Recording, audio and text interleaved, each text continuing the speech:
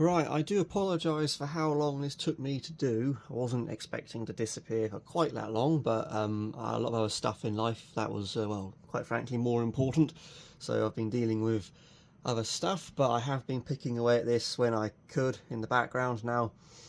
I'm a bit slow at wiring anyway, and to be fair, it was a pretty boring task, but it had to be done.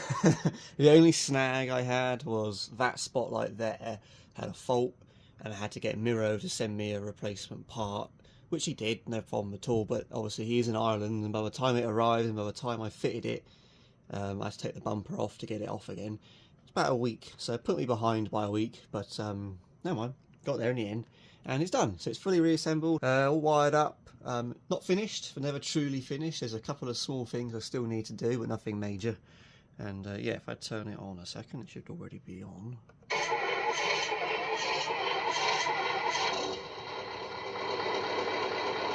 So I got the volume on my handset, so you can still hear me.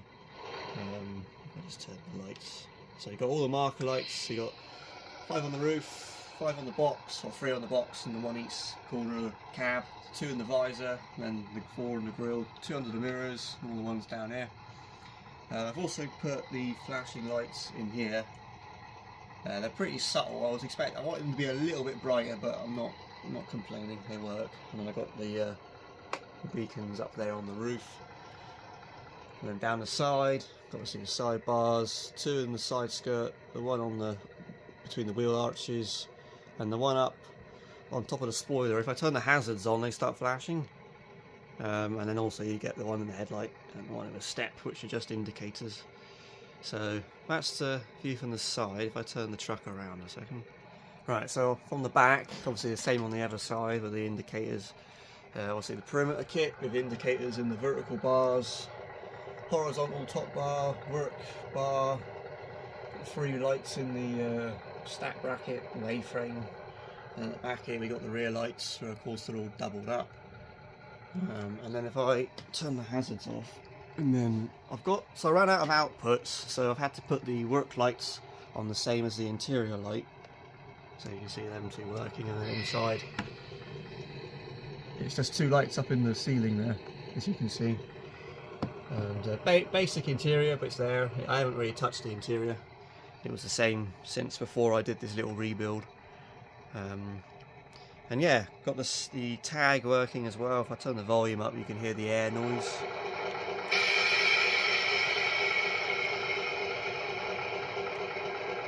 So it's been a low profile, it goes up a bit further. I'm interested to see if that will work with the trailer fitted. I'll find out on Sunday, because I'm going to take this up to Western-super-Mare West Country RC Truckers meeting on Sunday, give it its first little run. Hopefully it goes fine. I do need to do a couple of small little things to it before then, but nothing major. It does run and drive. And yeah, also if I turn the truck around again a sec. So not only do we have just the normal marker lights, but I've also got, you know, blue mode, which is basically all the blue lights on the truck. Now I don't know how well the camera's going to pick this up. No, not too bad. In person you can really define where the light is. On camera it looks a bit like, oh, just a big blur, but trust me, you can see it with your eye in person, and it's, you know, distinctive blue circles, distinctive blue line there. But, you know, underglow all around. I put a little one at the back as well, just because there wasn't enough blue at the back for my liking. But yeah, obviously the bars, they got downlights in on the sides and the front. Halos, or angel eye lights, 2 lights in the grille, marker in the square spotlights in the visor, and marker again, halos up on the top spotlights, and then we got blue interior lights, which were the same as what they were before. So again, the camera might not pick that up brilliantly. Looks pretty cool at night. Again, the camera's probably going to look at it as a great big blur, but you know, that's how it goes sometimes with all the marker lights on as well. Looks a bit chaotic, but especially with the spotlights on. But yeah, turn the blue off. Put some horns on it as well. I was messing around with it last night trying to get the configuration for the beer unit set up. That's one of those jobs that can go on forever. There's not really any ever finished that. It's just whatever horns you want. So let me turn the engine off so you can hear it a bit better. What we got?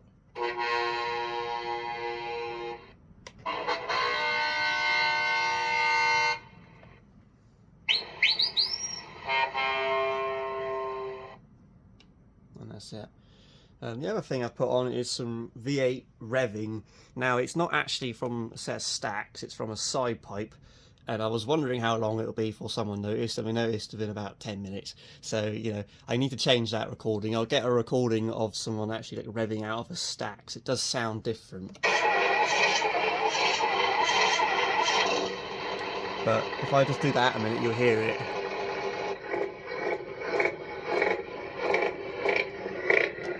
So it should be coming out of there, really. But I haven't got a side pipe.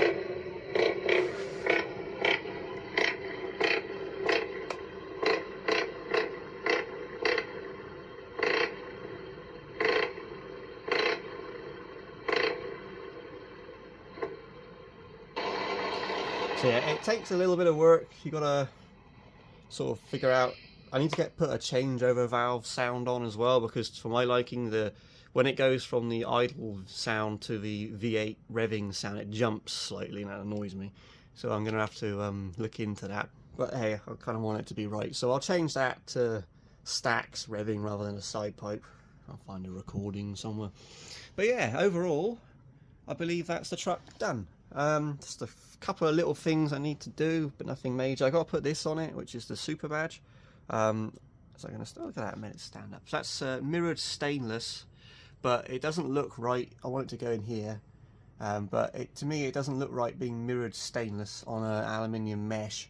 So I'm going to paint the super badge. I think I'm going to paint it gloss black and then stick it on there. I think that would be better. So I'm going to do that. I have actually got something to build for the trailer for this, a little bracket, and that also will need to be painted black. So I'm going to do both of them at the same time, just to save me a bit of faff. So I'm going to do that, and then the other thing is, of course, the trailer module. So it's an infrared module. I need to put a little diode in the truck, but I'm not 100% sure where it's going on the trailer. As if I would like to use the Kingpin adapter, but I don't know if that's going to fit.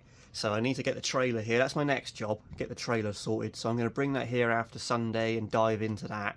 And wherever I figure out where to put the infrared diode, obviously I'll then put it in the truck. I think it would be under the fifth wheel, but I don't know yet, so I haven't bothered. But that's easy to do. Deck plate comes off just with those 2 screws. Fifth wheel comes off with those 4 screws, and the whole lot comes up and off out the way. And I can get access then to run the wire. Not a problem.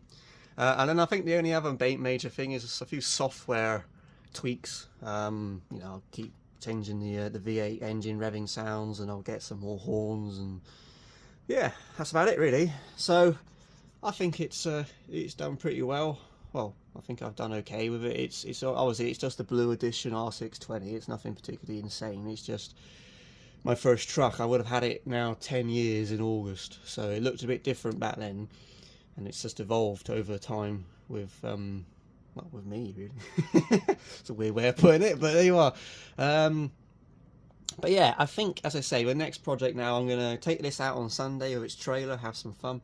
And then I'm going to bring the truck and trailer back here and concentrate on the trailer. That'll be at least the next couple of videos, possibly 3 or 4 videos, we'll see. I'll just see how long it takes me. There's a few things I need to do. I have got the flight case for this truck now as well, which is brilliant. So I can transport it safely.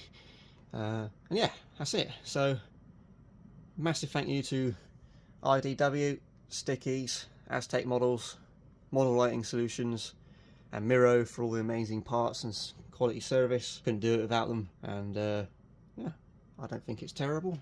I think it's not the best, but hey, it's alright for me. Anyway, with that being said, thank you very much for watching. Hope you enjoyed, and yeah, next video I'll do will be on the trailer. So see you on that one. Cheers.